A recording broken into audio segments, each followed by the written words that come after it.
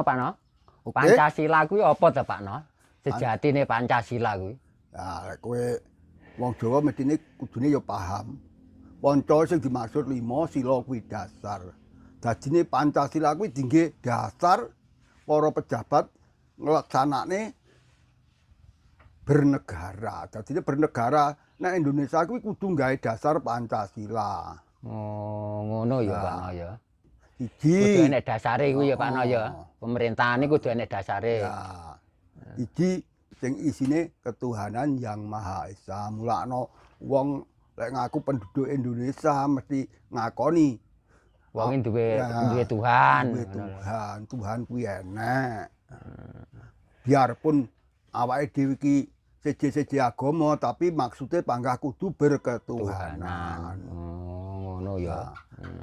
Terus sila keloro kemanusiaan yang adil dan beradab. Jadi wong Indonesia mesti duwe rasa kemanusiaan ya duwe adab. Cara kancane susah awake dhewe ya bantu. Cara kancane kurang awake dhewe lek iso ya ngekeki. Lah kuwi sing dimaksud kemanusiaan. Sing ketelu Pak No. Sing ketelu persatuan Indonesia. Lah wong Indonesia kudu bersatu. Sebabnya bersatu iki senjata paling kuat dige nangani sembarang. Contone sapu kayak lidi kuwi ya. Lek sitok mbok nyapu gak kena. Ora kena. Ning nek akeh mbok untingi lho iso kena tinggi nyaponi Malih resik ngono ya. Oh. Sing papat Pak No. Yang papat kerakyatan yang dipimpin oleh hikmah kebijaksanaan dalam permusyawaratan perwakilan. Maksudnya kebijaksanaan ini sing piye Pak No? Dadine wong Indonesia wis terbiasa lek menentukan masalah iki mesti gawe musyawarah utawa voting. Dadine pendapat sing terbanyak ya kuwi sing digawe. Jadi nganu musyawarah dhisik. Ora kaya saiki Gerudak, pendapate geruduk, pemimpin ya kuwi sing diengge kuwi gak bener. Ngono Pak No ya. Kudu enek persetujuane masyarakat. Ya iya no, kudu ngambil dari suara yang terbanyak.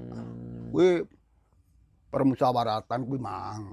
Sila kepapat iki mang.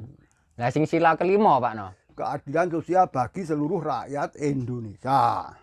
Maksudnya adil. Adil cara awake dhewe nek ngarepe hukum iki duwe hak sing padha. Cara aku salah dihukum, pejabat sing salah ya kudu dihukum. Oh gak wong cilik tok ngono ya. Gak tajam ke bawah tumpul ke atas. Yo Kuwi gak bener. Gak boleh Pak No ya. Terus awake dhewe gak iso mangan sego beras, kudu pejabat yo aja oleh mangan sego beras. Lek pejabat tok mangan sego beras, rakyat mangan sego gaplek ya kuwi gak adil yo an. Tapi yo enak go gaplek Pak No kanggene awake dhewe ya. Yo enak mestine kanggene wong sing gak iso tuku beras ku mang. Lek iso tuku beras ya pangga milih beras to wong. Ya, tak goblok-gobloke awake dhewe ilate ya pang ngerti ya. Enak beras ngene Pak No. Yo Ya. no. Dadi wong duran mangan beras awake dhewe wong cilike ya kudu mangan beras ngono ya. Lho iya to wong diitungne kaya DPR wakile awake dhewe. Lah wong sing diwakili mangan gaplek, wakile mangan beras yo Kok enak men. bener, kok enak men. Lah ya kok enak men. Ora bener. Nah, awake dhewe nyolong pitik dihukum. Lah wong dhuwur korupsi ya kudu dihukum.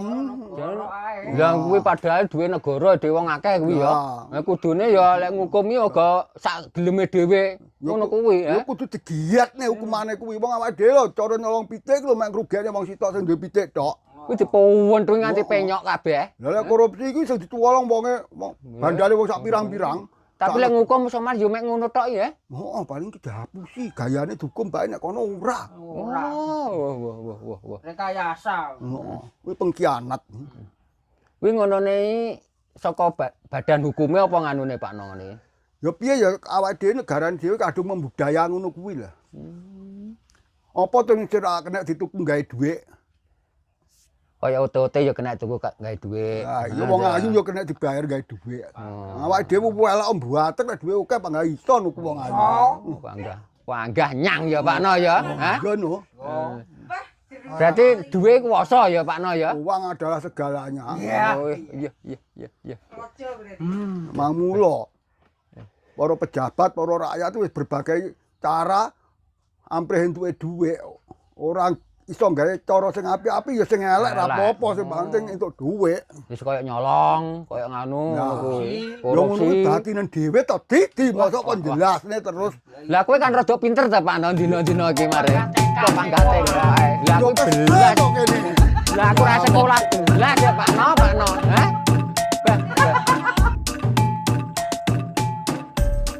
Pancasila Pak No. Maksudmu awake dhewe kudu nyanyi 5 dasar kuwi mang piye? Ya lek iso to Pak No. Yo iso gak iso ya wajib gak iso kabeh saiki iki kok nyanyi diratani no. Ya ora iso ngenyangi tapi awake dhewe saiki rada ngerti kan ya ora apa-apa to Pak No. Awake dhewe cara sila pertama ora seneng nek Islam, nek Kristen, ora seneng nek Kristen, nek Buddha, ora seneng nek Buddha, nek Hindu kuwi wis ketuhanan Yang Maha Esa.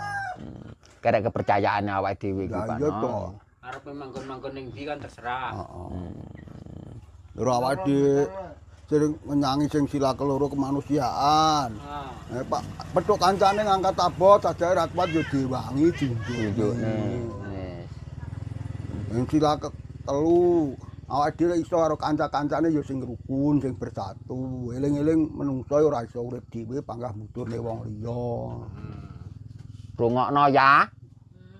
Kowe le bakul tanpa ada pasien ngene iki ya ora oleh dhuwit. Ngono lho, padha karo kuwi lho. Masih ana omah kowe ya kudu duwe kepercayaan sila keempat. Dadine sir cara kowe dhuwit sir tuku apa sir mbok gunakne apa ya musyawarah karo bojo sik. Aku panggah percaya karo bojo Pak No, nggen. Mulai kabeh wis gathuk sak ide ya ditukokne apa. Baru Ya. tuku. Terus kowe dadi Pak sir nyanyi sila kelima. Kowe ya sing adil karo anakmu, nyangoni 50 ya 50 kabeh, 100 kabeh. Kuwi jenenge adil. Oh ngono, kudu ngono Pak No ya. Anak wedok lek kleru ya diseneni, lek lanang kleru ya diseneni. Kuwi jenenge adil. Wis cukup Pak No lek ku tekon ngono kuwi ae wis Yo, sik penjelasanmu wis pancen yo anek bener ya Pak No tak angen-angen. Awakmu teko sing dhuwur-dhuwur ya ora nyandak. Wah, wis ora nutut Pak No bandingne awakmu ni. Jauh to. Awakmu mangane jamu mente kuwi mang maraya padakne. Hah? Kuwi daging alami. Beda daging tenanan. Mare jamu mente. Lek wong sing gak ketokno ndarani daging tenan, Pak. Wes. tenan. Maksudmu aku wis kok do blereng ngono piye daging karo jamu ente gak iso bedakne? Wis sejene wong nom karo wong tuwa ilate kan wis beda to ya. Hah? Ora patah iso ngrasakne paling. Angger kenyil-kenyil teko apa to mak iki? Iwak.